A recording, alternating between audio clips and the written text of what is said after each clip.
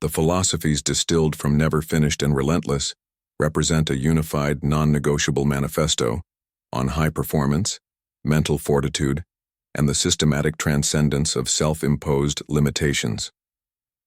The common thread across these texts is the irreducible first principle that the greatest obstacle to peak performance is the internal safety mechanism of the mind, not any external constraint. Success at the highest level is an outcome of intentional, rigorous mental engineering that systematically destroys the subconscious limits imposed by the search for comfort. The foundational truths of this conglomerate philosophy can be synthesized into three core axioms that define the journey from average existence to a state of being unstoppable and never finished. 1. The axiom of self-imposed constraint, the lie of the 40% rule. The first and most crucial first principle underpinning all high-performance philosophy is the radical acknowledgement that your current ceiling is an illusion. The human body and mind are equipped with a powerful psychological governor, an internal braking system designed not for peak performance, but for survival and comfort. This safety mechanism, once engaged, becomes the most significant and insidious barrier to true potential, the governor and the comfort prison. The concept of the mind as a governor is the core existential problem addressed by this philosophy.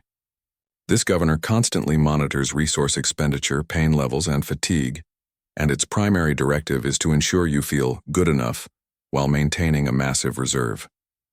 The moment discomfort registers, the governor activates a narrative of self-pity, fatigue, and compromise. It tells the individual they are 40% done when in reality they are merely 40% utilized.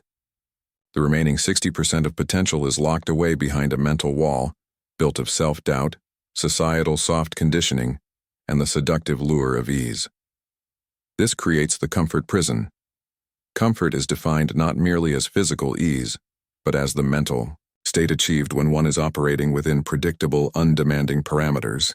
The individual seeks the familiar narrative, the easy route, and the path of least resistance. The first axiom demands the entrepreneur or athlete recognize that success at the highest level, the level that requires one to defy the odds and reach an unstoppable state, is chemically incompatible with comfort. The moment a person feels comfortable in their routine, they have stopped growing. The first step in unshackling the mind is, therefore, to conduct a radical, honest audit of every self-limiting belief and perceived weakness. This must be a painful, meticulous process, often achieved by confronting the accountability mirror, the unvarnished truth of one's shortcomings, excuses, and unfulfilled potential. The individual must accept absolute, unqualified ownership of their current state, recognizing that external factors are merely variables, while the internal reaction to those variables is the singular determinant of destiny. This ownership negates the power of the victim narrative, which is the comfort governor's favorite tool. The external world doesn't care about your feelings. The only thing that matters is results, and the willingness to endure the necessary pain to secure those results. The categorization of effort, good versus great versus relentless. To overcome the illusion of constraint, the philosophy establishes a taxonomy of effort distinguishing between the masses and the elite. The good, the 40% crowd. These individuals possess talent but are crippled by the fear of failure and the need for external validation. They prioritize safety, conformity, and comfort. They stop when they feel tired. They prioritize the appearance of work over the substance, and they are slaves to the governor. They seek praise for effort, not results. The great, the overachievers. These individuals are capable, disciplined, and occasionally push the governor. They achieve high levels of success but ultimately rely on external motivators, systems, or peer pressure. They are highly successful within established rules but hesitate to break them. They will push to 80% and feel proud of the sacrifice, but they still reserve a buffer for safety, which ultimately limits their ceiling. The relentless, the unstoppable. These individuals operate from the premise that the only acceptable outcome is the mission itself. They do not operate based on how they feel. They see the governor's warnings, pain, fatigue, doubt, not as stop signs but as indicators that they are finally entering the zone where growth occurs, the 60% that everyone else avoids. They are defined by internal compulsion, not external incentives. Their identity is fused with the process of continuous effort, not the final result. The core first principle here is that the mindset of the relentless must be consciously chosen and cultivated. It requires a permanent shift in perspective where the very idea of quitting, compromising, or seeking comfort is eliminated from the realm of possibilities. The individual must decide that the momentary pain of pushing past the mental wall is insignificant compared to the permanent spiritual and existential pain of regret and underachievement. This is the internal war, a daily minute-by-minute battle against the mind's evolutionary mandate for ease. Only by systematically winning these micro-battles is the foundation of the unbreakable mind laid. This philosophical acceptance of chronic discomfort as the prerequisite for growth is the necessary launchpad for the next phase of engineering. The engineering of the calloused mind, the system of relentless training. The second foundational truth states that mental toughness is not a trait one is born with. It is a systematically engineered skill built through the intentional pursuit of high-volume, high-intensity discomfort. Just as a physical muscle requires trauma and repair to grow, the mind requires sustained psychological trauma, pressure, doubt, pain, to become calloused, resilient, and immune to the governor's lies. The mechanism of callousing. The concept of the calloused mind is the application of the first axiom.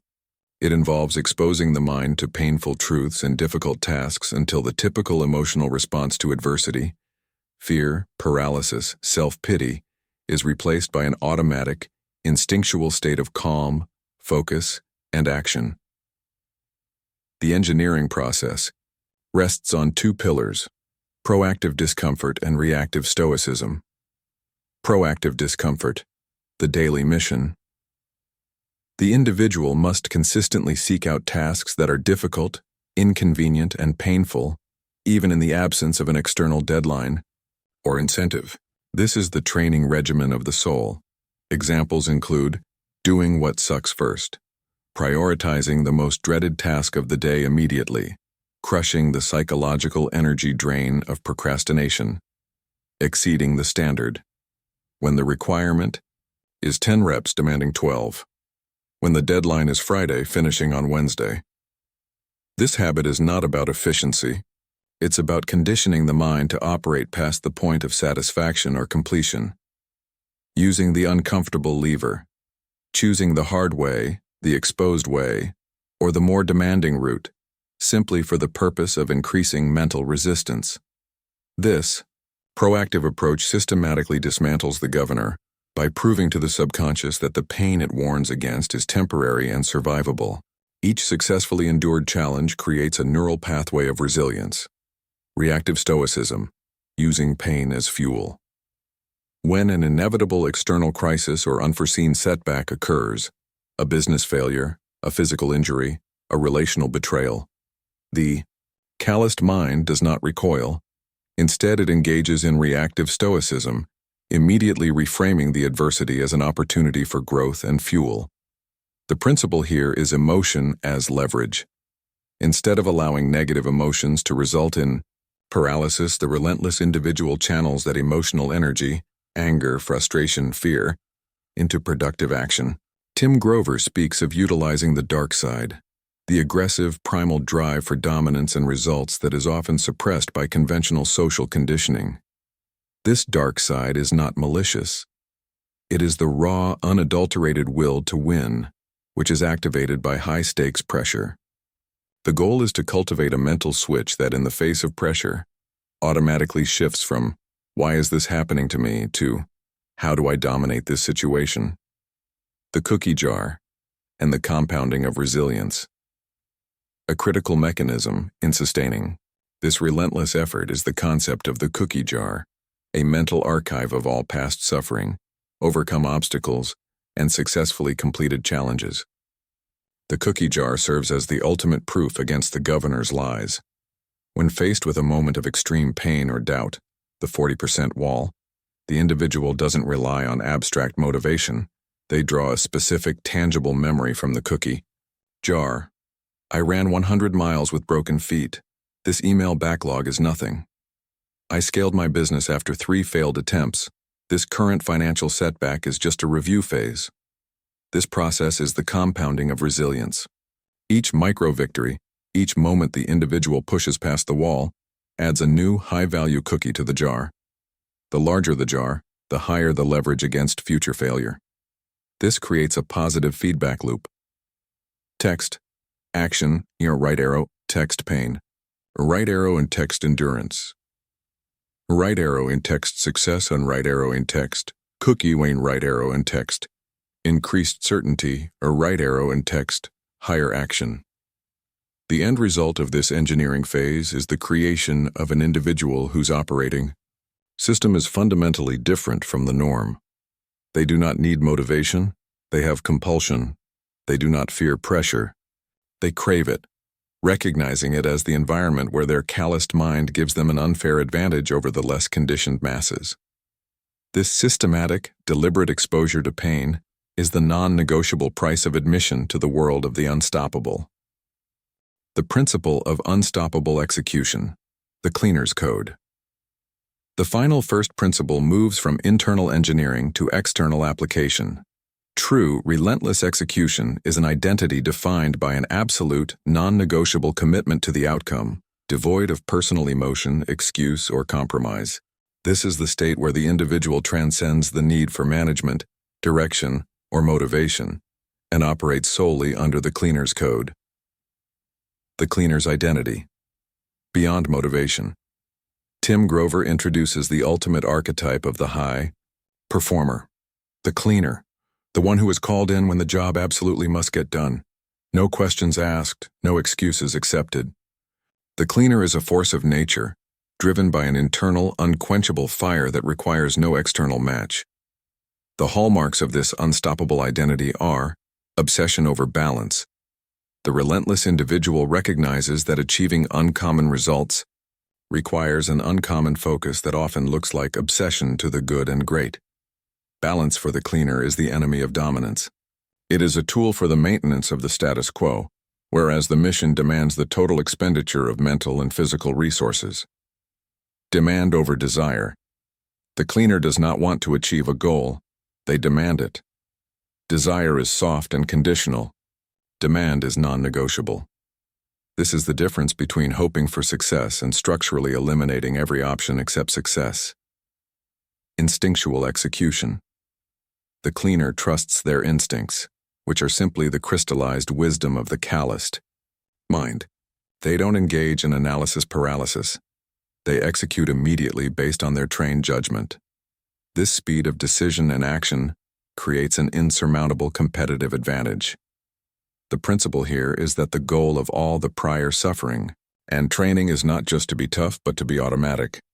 When the pressure is highest, the cleaner does not need to think about doing the right thing. They simply do it, relying on their conditioned habits, operating in the dark and the unseen. The unstoppable state is confirmed by the individual's performance when no one is watching, the operating in the dark principle. The commitment to the process must be a function of self-respect and mission integrity, independent of external audience or reward. The masses are driven by visibility. They train hard when the spotlight is on. The relentless individual is driven by an internal standard that is higher than any external demand. They recognize that the true competitive gap is created during the mundane, unglamorous hours of relentless, systematic effort. The unseen work is the source of the visible dominance. This concept leads directly to the never finished principle. For the masses, success is a destination, a championship, a monetary goal, a sale of a business. For the cleaner, the successful outcome is merely a brief stopping point, a temporary measurement of the distance traveled. The true identity is the process of pushing, of growing, of adapting.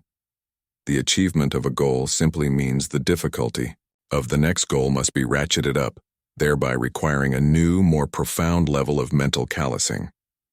The finish line is an illusion designed to trick the weak mind into stopping. The relentless individual recognizes there is always another level of performance to unlock, another internal barrier to smash. The work is permanent because the potential is infinite.